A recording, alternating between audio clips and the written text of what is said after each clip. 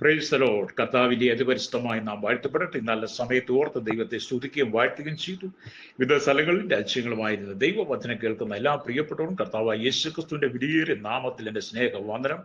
അല്പസമയത്തെ ദൈവവചന ചിന്തയ്ക്കായി ഒരു ദൈവവചന ഭാഗം വായിക്കുന്നു. ഉൽപ്പത്തി പുസ്തകം 1-ാം അധ്യായം അതിന്റെ 26-ാമത്തെ വാക്യം. അനന്തരം ദൈവം നാം നമ്മുടെ സ്വരൂപത്തിൽ നമ്മുടെ സാദൃശ്യപ്രകാരം മനുഷ്യനെ ഉണ്ടാക്കുക. അവർ സമുദ്രത്തിലുള്ള മത്സ്യത്തിന്മേലും ആകാശത്തിലുള്ള പറവജാതിമേലും മൃഗങ്ങളുമേലും സർവ്വഭൂമിയിലുമേലും ഭൂമിയിൽ ഇഴയുന്ന എല്ലാ ഇഴജാതികളുമേലും വാഴട്ടെ എന്ന് കൽപ്പിച്ചു. ഹല്ലേലൂയ. വീണ്ടും ഉൽപ്പത്തി പുസ്തകം 1-ാം അധ്യായം 28-ാമത്തെ വാക്യം വായിക്കും കാണുന്നത്, ദൈവം അവരെ അനുഗ്രഹിച്ചു. നിങ്ങൾ സന്താന പുഷ്ടികളൊരായി പെരുകി ഭൂമിയിൽ നിറഞ്ഞ് അതിനെ അടക്കി സമുദ്രത്തിലെ മത്സ്യത്തിന്മേലും ആകാശത്തിലെ പറവജാതിയിലും സകല ഭൂചര ചെതുവേരും വാഴുവിനെന്ന് അവരോട് പറഞ്ഞു. അപ്പം ദൈവം ആദമിനെയും ഹവ്വയെയും സൃഷ്ടിച്ച് ഈ ഭൂമിയിലാക്കി വെക്കുമ്പോൾ അവർക്ക് പരമാധികാരം കൊടുക്കുന്നുണ്ട്. ദൈവിക അധികാരത്തിന് കീഴിൽ അവർ ഭൂമിയെ അടക്കി വാഴണം, സകലത്തെ അടക്കി വാഴുവാനുള്ള ഒരനുഭവമാണ് കൊടുത്തത്. ഹല്ലേലൂയ. അപ്പം ദൈവത്തിന്റെ സൃഷ്ടി എന്ന് പറയുമ്പോൾ ആദമിനെ സൃഷ്ടിച്ചപ്പോൾ ആണും പെണ്ണുമായി സൃഷ്ടിച്ചു. ആദമിൽ തന്നെ ആദമിനുള്ള സ്ത്രീ ഉണ്ട്, അഥവാ അവന്റെ പങ്കാളിയുണ്ട്. പക്ഷെ ആദമിന് ദൈവം ഒരു ഗാഠനിദ്ര വരുത്തി അവന്റെ വാരികളിൽ ഒന്നെടുത്ത് ഒരു സ്ത്രീ ഉണ്ടാക്കി അവന് തക്ക തുണയായിട്ട് കൊടുത്തു എന്ന് നമ്മൾ വേദപുസ്തകം പല ഭാഗങ്ങളും വായിക്കുമ്പോൾ കാണാൻ കഴിയുന്നുണ്ട്. അപ്പൊ ഈ ആദമിന്റെ ഹവ്വയുടെയും വിവാഹം നടത്തി കൊടുക്കുന്നതും ദൈവിക പദ്ധതിയാണ്. യഹോവയായ ദൈവമാണ് അത് ചെയ്തു കൊടുത്തതെന്ന് വേദപുസ്തകത്തിൽ നമ്മൾ എപ്പോഴും പഠിക്കുന്നു. ഈ വേദപുസ്തകം 3 കാരണങ്ങളാലാണ് ദൈവം ഹല്ലേലൂയ തന്നെ വിവാഹം സ്ഥാപിച്ചത്. അതിൽ ഒന്നാമത്തെ കാരണം എന്ന് പറയുന്നത് കൂട്ടായ്മയ്ക്കായിട്ടാണ്. ഹല്ലേലൂയ. മനുഷ്യൻ ഒറ്റയ്ക്കുള്ള ജീവിതം മടുക്കും, ഒറ്റയ്ക്കുള്ള ജീവിതം സാധ്യമല്ല, ഒറ്റയ്ക്ക് ജീവിതം മുന്നോട്ട് പോകാൻ കഴിയില്ല എന്ന് മനസ്സിലാക്കി കഴിഞ്ഞപ്പോൾ ഒരു കൂട്ടായ്മ ബന്ധം എന്ന് പറഞ്ഞതുപോലെയാണ് ആദമിന്റെ വാരിയലുകൾ ഒന്നെടുത്ത് ഒരു സ്ത്രീയെ ഉണ്ടാക്കി അവന് കൂട്ടായ്മയ്ക്കായിട്ട് ജീവിത തുണയായി പങ്കാളിയായിട്ട് കൊടുത്തത്. മനുഷ്യൻ അല്ലൊരു ഏകനായിരിക്കും നന്നല്ല എന്ന് ദൈവം കണ്ടിട്ട് തക്കതായൊരു തുണയെ ഉണ്ടാക്കി എന്ന് നമ്മൾ ഉൽപ്പത്തി പുസ്തകം 1:28 വായിച്ചു. എന്നിട്ട് ദൈവം പറഞ്ഞു, വിവാഹത്തിൽ കുട്ടികളുണ്ടായി കുടുംബങ്ങൾ ആകുന്നതിന് വേണ്ടിയാണ് ദൈവം വിവാഹം സ്ഥാപിച്ചത്. അല്ലെങ്കിൽ അപ്പം ഇവർ സന്താന പുഷ്ടിയുള്ളവരായി മാറണം. അതും മാത്രമല്ല, അവർ വലിയൊരു സൊസൈറ്റിയായി മാറണമെന്ന് ദൈവത്തിന്റെ കൽപ്പനയാണ്. ഹല്ലേലൂയ, സ്തോത്രം. ഇവിടെ നാം ദൈവത്തിന്റെ വചനം വായിക്കും നമുക്ക് മനസ്സിലാക്കാൻ കഴിയുന്നുണ്ട്. ദൈവം തന്ന കുടുംബജീവിതം കുടുംബത്തിനകത്ത് സന്തതികളെ കൊണ്ട് നിറയുക എന്നുള്ള ദൈവിക പദ്ധതിയായി. ഇന്നത്തെ കാലഘട്ടത്തിലെ പോലെ കുഞ്ഞുങ്ങൾ ഉദരത്തിൽ ജനിക്കുമ്പോൾ തന്നെ കൊണ്ട് ഭ്രൂണഹത്യ ചെയ്ത് ഗർഭസ്ഥ ശിശുവിനെ കൊന്നു കളയുന്നൊരു കാലഘട്ടം ഭൂമിയിൽ എല്ലായിടത്തും നിറഞ്ഞുകൊണ്ടിരിക്കുമ്പോഴാണ് ദൈവം ദൈവം വെറുക്കുന്ന പാപം ഉള്ളതുറഞ്ഞ ഭ്രൂണഹത്യയിലൂടെ ഗർഭശിശുവിനെ കൊല്ലുന്ന ഒരു കൊലപാതകമായി തന്നെ കാണുമ്പോൾ ദൈവം പറയുകയാണ്, നിങ്ങൾ സന്താന പുഷ്ടിയുള്ളവരായി മാറണം. അപ്പം വേദപുസ്തകവും മനുഷ്യന്റെ ചിന്താഗതികളും എത്ര അകലെയായി എന്ന് നമ്മൾ മനസ്സിലാക്കാൻ കഴിയണം. രണ്ടാമത്തെ കാരണം എന്ന് പറയുന്നത് സന്താന പുഷ്ടിയുള്ളവരായി പെരുകി അല്ലുരിയ പെരുകണമെന്നുള്ള സന്താന പുഷ്ടികളായി പെരുകുവാൻ ദൈവം പുരുഷനോടും സ്ത്രീയോടും പറഞ്ഞുവെന്ന് വീണ്ടും ഉൽപ്പത്തി പുസ്തകം 1:28 വായിച്ചാൽ കാണാൻ കഴിയുന്നത്. അപ്പൊ ഈ വിവാഹത്തിന്റെ മൂന്നാമത്തെ കാരണം എന്ന് പറയുന്നത് മനുഷ്യന്റെ ജീവിതത്തിലെ ലൈംഗിക സംതൃപ്തിക്ക് വേണ്ടിയാണ്. അതുകൊണ്ട് പുരുഷൻ അപ്പനെയും അമ്മയും വിട്ടുപിരിഞ്ഞ് ഭാര്യയോട് പറ്റിച്ചേരും, അവർ ഏക ശരീരമായി തീരും. മനുഷ്യനും ഭാര്യയും നഗ്നരായിരുന്നു, അവർക്ക് നാണം തോന്നിയിരതാനുമെന്ന് ഉൽപ്പത്തി പുസ്തകം 2:24-25 ഭാഗത്ത് വായിക്കാൻ കഴിയും. എന്നാൽ ആദാമും അല്ലെങ്കിൽ ഹവ്വയും പാപം ചെയ്തത് മുഖാന്തരം എന്ത് ചെയ്തു? ദൈവത്തിൽ നിന്നുള്ള കൂട്ടായ്മ നഷ്ടപ്പെട്ടു, ദൈവമായുള്ള സംസർഗം നഷ്ടപ്പെട്ടു, ദൈവമായുള്ള ബന്ധം നഷ്ടപ്പെട്ടു. ആ കൂട്ടായ്മയോടുകൂടി സന്തോഷമുള്ളൊരു കുടുംബം പണിയപ്പെടേണ്ട അവരുടെ ജീവിതം എന്ത് ചെയ്തു? എന്നതേക്കുമായി പ്രതിസന്ധിയിലായി മാറി. അത് ഇന്നും അത് തന്നെയാണ്.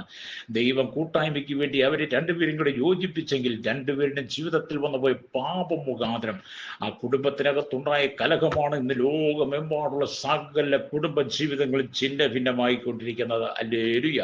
എന്നെ കേൾക്കുന്ന മാതാവേ, പിതാവേ, ദൈവം യോജിപ്പിച്ചതിനെ മനുഷ്യൻ വേർപിരിക്കും. ദൈവത്തിന്റെ വചനം ഉണ്ടായിട്ട് പോലും ഇന്ന് കേരളത്തിലുള്ള സകല ജില്ലകളിൽ നാം പരിശോധിക്കുമ്പോൾ കേരളത്തിലെ സകല കുടുംബ കോടതികളെടുത്ത് പരിശോധിച്ച് കഴിയുമ്പോൾ എണ്ണിയാത്തീരാത്ത പോലെ വിവാഹമോചന കേസ് എല്ലാ മതവിഭാഗങ്ങളിലും പെരുകിക്കൊണ്ട്. എന്തുകൊണ്ടാണ്?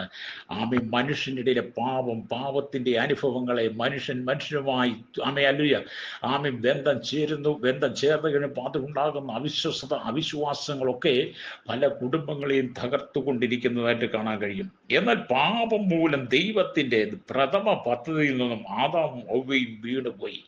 ദൈവത്തിന് അവരെക്കുറിച്ച് പ്രഥമമായി പദ്ധതി ഉണ്ടായിരുന്നു, പ്ലാനിങ് ഉണ്ടായിരുന്നു. പാപം ജീവിതത്തിൽ വന്നുകൂടി ദൈവത്തിന്റെ പദ്ധതിയിൽ നിന്ന് അവർ പുറത്തുപോയി. അവരുടെ പാപം നാണത്തിനും തമ്മിലുള്ള അകൽച്ചയ്ക്കും കാരണമായി. ആദമിന്റെ ഹവ്വയുടെയും പാപം അവർക്ക് തമ്മിൽ നഗ്നത വെളിപ്പെടുന്നു. മാത്രമല്ല അവരുടെ അകൽച്ച വരാൻ കാരണമായി തീർന്നു. പിന്നെ ഒരു കുറ്റാരോപണമാണ് പറയുന്നത്. അന്ന് തുടങ്ങിയതാണ്. ആദം പറഞ്ഞു, നീ എനിക്ക് തന്നിട്ടുള്ളവളാണ്, എന്നോട് പറഞ്ഞ് ഞാൻ ഈ പഴം തിന്നത് എന്നൊക്കെ പറയുന്നത് ഉൽപ്പത്തി പുസ്തകം 3:12 കാണാൻ കഴിയും. എന്നെ കേൾക്കുന്നപ്പോൾ ഇന്ന് ഈ ആരോപണങ്ങൾ, കുറ്റാരോപണങ്ങളൊക്കെ കുടുംബത്തിൽ ഉണ്ടാകുമ്പോൾ ഓർത്തോണം, ഇതൊക്കെ ആദ്യ മനുഷ്യനായി ആദമിലും ഹവ്വയിലും സംഭവിച്ചത് കൊണ്ടാണ് എന്ന്. ഹല്ലേലൂയ. അപ്പൊ ഇവിടെ നാം ദൈവവചനം ഭാര്യയുടെ മേൽ ഭർത്താവുള്ള ഭരണത്തിലും കലാശിച്ചു. അത് മുഖാന്തരം ഭാര്യയുടെ മേൽ ഭർത്താവിന് ഭരണം നടത്തുവാൻ കഴിയും. ഇതുകൂടാതെ പ്രകൃതി അവരുടെ വാഴ്ചയ്ക്ക് കീഴിൽ വരാതെ അവരുടെ ശത്രുവായി തീർന്നു. എല്ലാത്തിനെയും അടക്കി വാഴാൻ വേണ്ടിയിട്ടാണ് ദൈവം ആക്കിയെങ്കിലും പ്രകൃതി പോലും മനുഷ്യന്റെ ശത്രുവായി മാറി. ഇന്ന് കാണത്തില്ലേ, ലോകം മുഴുവൻ പ്രകൃതി ദുരന്തങ്ങൾ സംഭവിച്ചുകൊണ്ടിരിക്കുന്നു. കൊടുങ്കാറ്റും പേമാരികളും വലിയ സുനാമികളും ചുഴലിക്കാറ്റുകളും മലയിടിച്ചുകളും ഭൂകമ്പങ്ങളും ഒക്കെ ഉണ്ടാകുന്ന പ്രകൃതി പോലും മനുഷ്യനെ അനുസരിക്കാതെ, പ്രകൃതി പോലും മനുഷ്യന് ശത്രുവായി തീർന്നത് ആദാമിലും ഹവ്വയിലും സംഭവിച്ച പാപമുഖാന്തരമാണെന്ന് ഇവിടെ വിശുദ്ധ തിരുവെഴുത്ത് വ്യക്തമായിട്ട് പഠിപ്പിക്കുകയാണ്. ഹല്ലേലൂയ. മറ്റു ദുഷ്ടതകൾ പ്രത്യക്ഷപ്പെടുന്നതിന് അധിക സമയം എടുത്തില്ല. ആദമിനും ഹവ്വയിലും ഉണ്ടായ സന്തതികൾ ഹാബീലും കായീനും. അവർ രണ്ടുപേരും ശത്രുക്കളായി മാറി എന്ന് പറഞ്ഞാൽ ഹാബേൽ തന്റെ വഴിപാട് കാമി കൃഷിയിൽ നിന്നും, ഹാബേൽ തന്റെ വഴിപാട് കാമി മൃഗങ്ങളിൽ നിന്നും, ആ യാഗത്തിനകത്ത് ഹാബേലിന്റെ യാഗത്തിൽ ദൈവം പ്രസാദിച്ചതുകൊണ്ട് കായീൻ അനിച്ചതുകൊണ്ട് പക തോന്നി പക കൊലപാതകത്തിലേക്ക് കൊണ്ട് കലാശിച്ചു. അങ്ങനെ എന്ത് ചെയ്തു? ആദ്യത്തെ കുലപാതകം കുടുംബത്തിനകത്ത് അരങ്ങേറുക. പിന്നീട് ഇങ്ങോട്ട് നോക്കുമ്പോൾ ബഹുഭാരിത്വം, പ്രതികാരം എന്നിവ അതിൽ ചിലതായി മാറി. വിവാഹമോചനം സാധാരണമായി തീർന്നിരിക്കുന്ന കാലഘട്ടത്തിൽ ബഹുഭാര്യത്വം വിവാഹമോചനം ഇതൊക്കെ വളരെ വർദ്ധിച്ചുകൊണ്ടിരിക്കുന്ന കാരണം എന്താണ്? ആദമിലും ഹവ്വയിലും സംഭവിച്ചു പോയ പാപമാണ്.